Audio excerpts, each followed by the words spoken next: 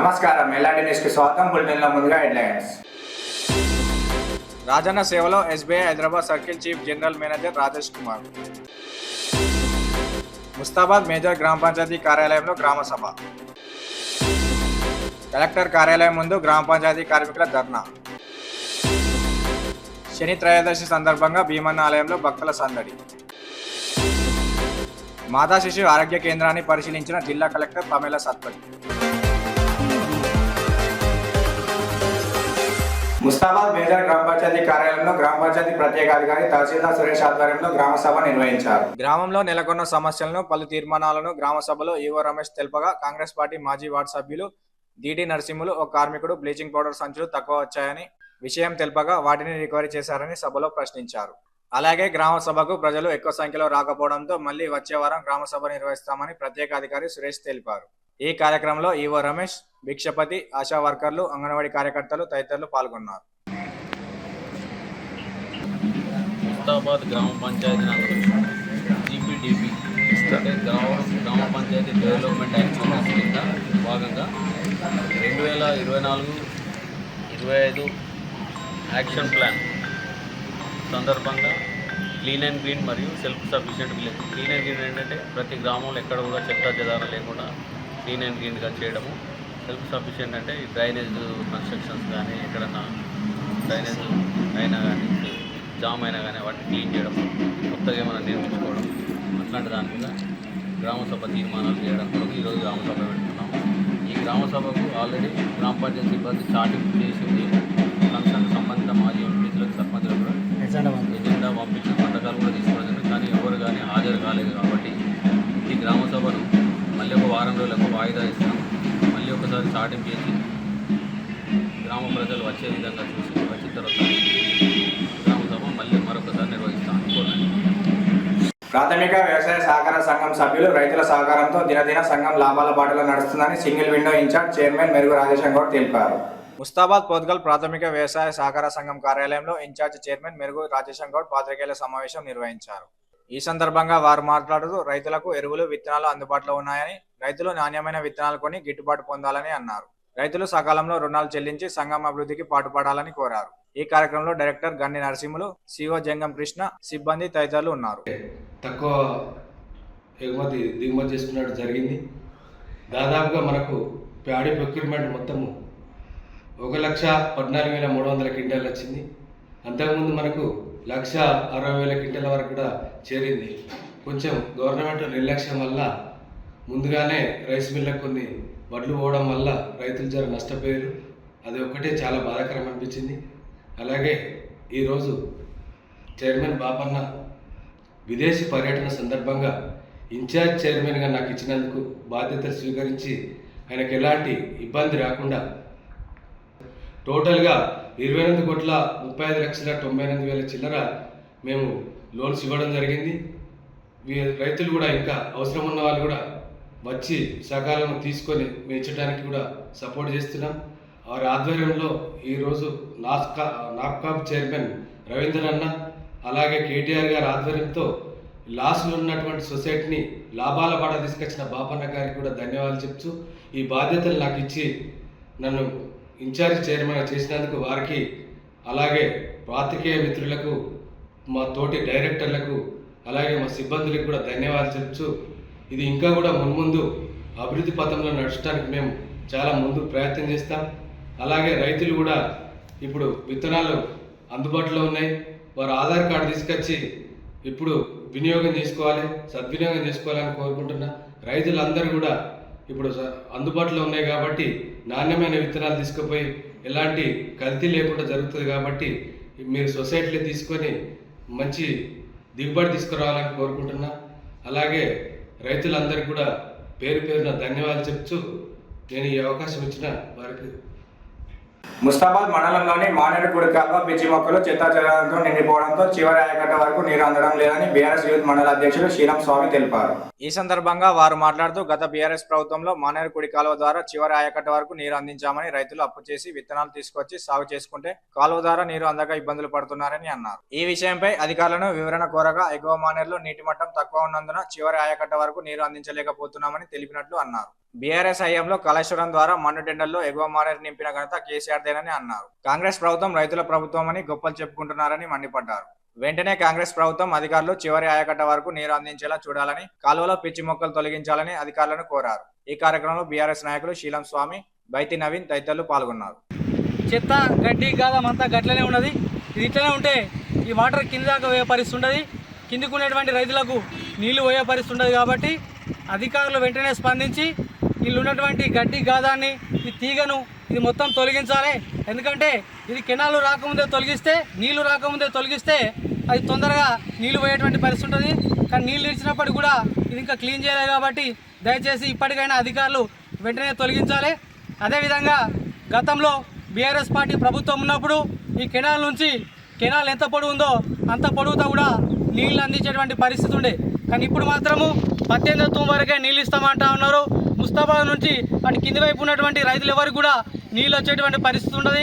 అలానే తెలుమతికి పోయేటువంటి రైతులకు కూడా ఎవరికి నీళ్ళు వచ్చేటువంటి పరిస్థితి ఉండదు. దయచేసి అధికారులను కానీ ప్రభుత్వాన్ని కానీ ఒకటే కోరుతా ఉన్నాం. గతంలో కేసీఆర్ గారి ప్రభుత్వము ఏ రకంగా ప్రతి ఎకరానికి ఏ రకంగా కెనాల ద్వారా నీళ్ళు ఇచ్చిందో అదే రకంగా దయచేసి నీళ్ళు ఇవ్వాలని కోరుతా ఉన్నాం. ఏదో తూతూ మంత్రంగా కెనాలు వదులుతున్నాము రైతులకు అని చెప్పినట్టు కాకుండా రైతులందరికీ నిజంగా న్యాయం జరగాలంటే ఈ కెనాల్లో కిందుకున్నటువంటి రైతులందరూ కూడా చివరి ఆయకట్టు వరకు కూడా నీళ్లు రావాలి. నీళ్లు రావాల్సినటువంటి బాధ్యత ఈ యొక్క ప్రభుత్వం మీద ఉంది, అధికారుల మీద ఉంది. కాబట్టి అయ్యా దయచేసి అధికారులందరూ కూడా రైతుల పక్షాన కోరుతా ఉన్నాం. ఇక్కడ నుండే ఇటు నీళ్లు పోకుండా నీళ్లు కిందికి ఉన్నటువంటి రైతులందరూ కూడా నీళ్లు అందియాలి. ఎందుకంటే అక్కడ ఉన్నటువంటి రైతులు కూడా అందరూ బాధపడుతూ ఉన్నారు. అందరూ తూకాలు పోసుకున్నారు.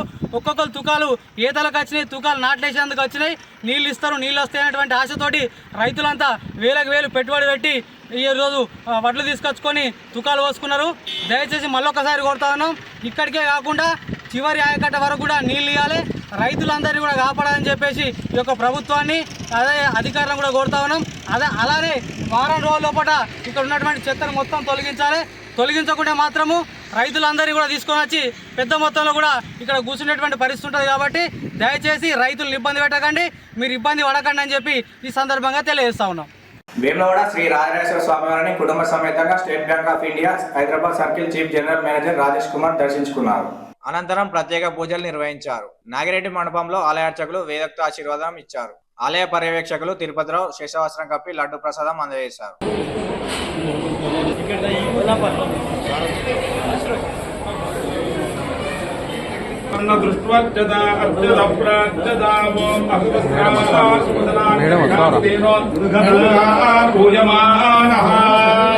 సార్ ఇది చూడరా సార్ ఒకసారి సార్ తిరుపతిరావు సార్ సార్ ఇది చూడండి సార్ ఇది చూడరా సార్ ఒకసారి సార్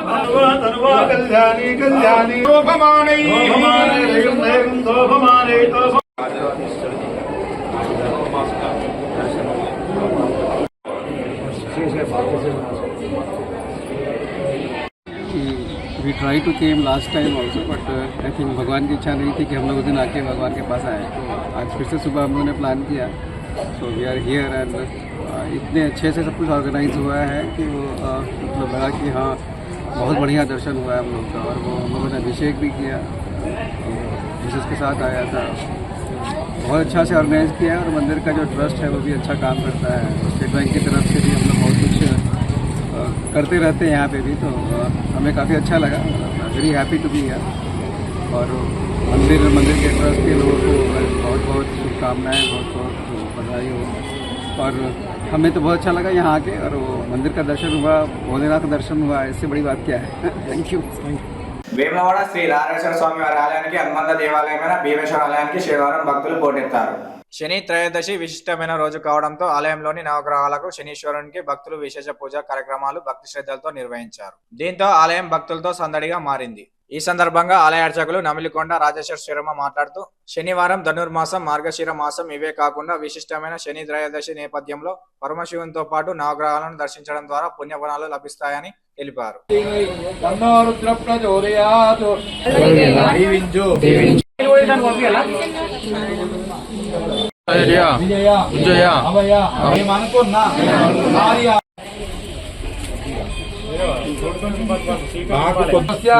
शंकर नामदेस्य विजयलक्ष्मी नामदेस्य అక్కడ దిక్కండి వెనుకకు తమేరంతర భావాగ్నం ప్రణతోసింది ధరణి గర్భ సంభూతం నీలాంజన సమాభాసం రవిపుత్రం యమాగ్రజం ఛాయామార్తాండ సంభూతం తన్నమామి శనైశ్వరం.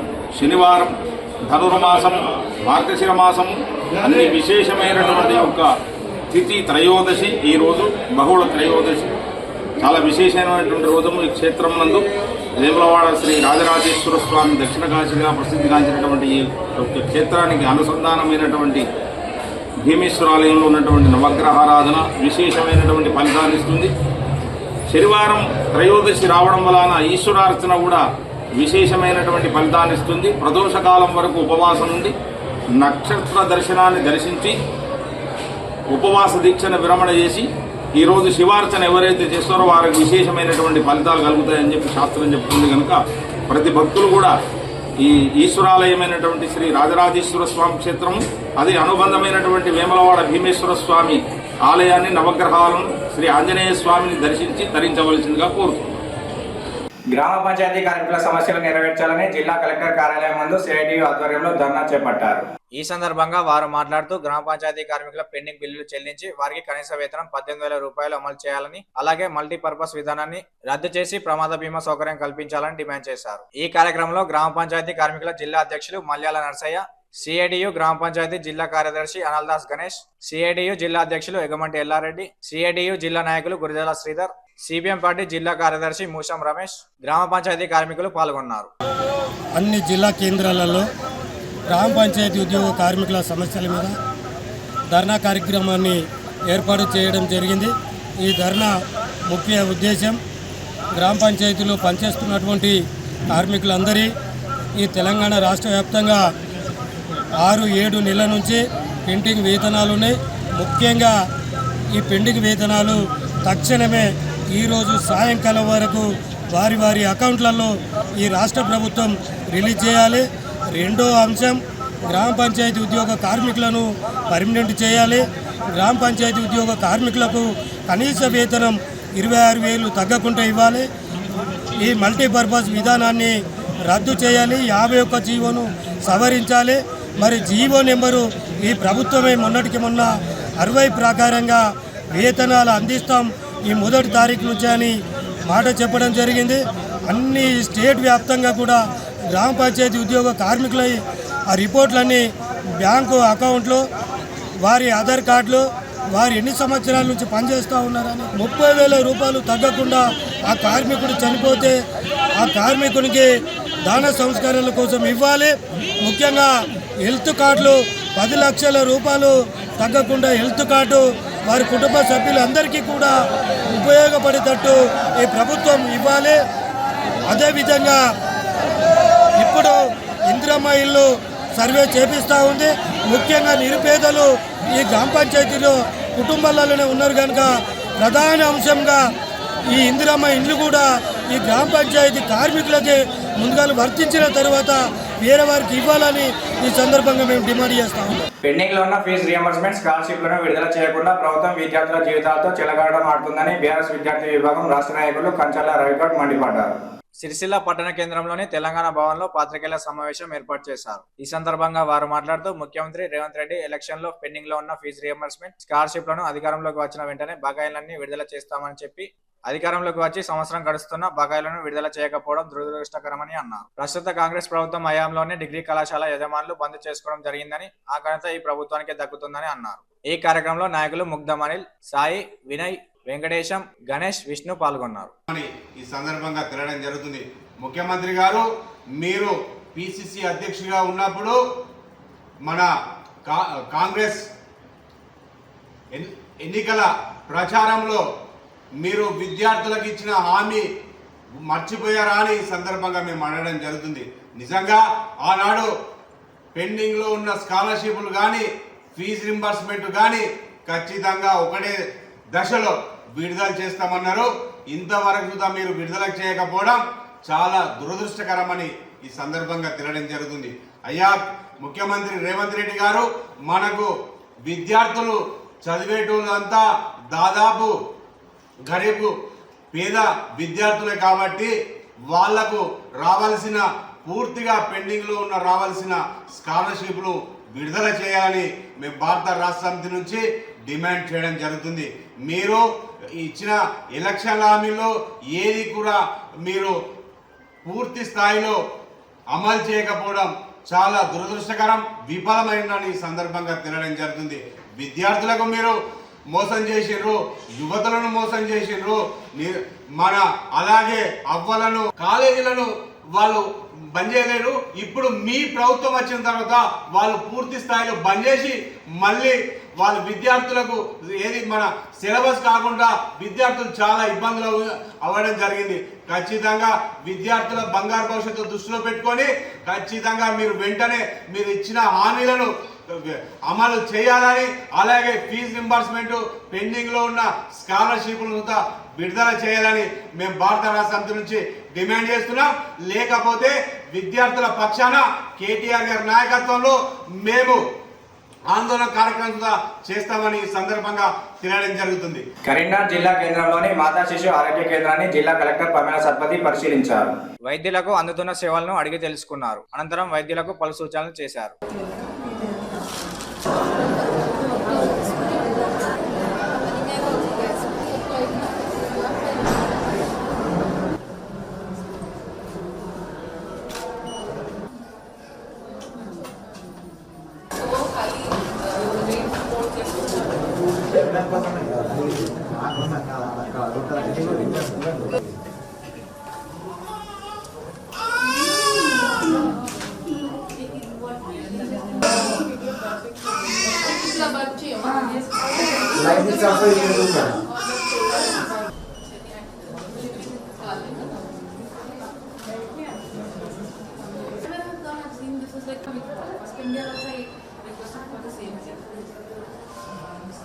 ఇవి నాటి వార్తలు. తిరిగి ప్రసారమయ్యే వార్తల్లో మళ్ళీ కలుసుకుందాం. అంతరిక్షలు నమస్కారం.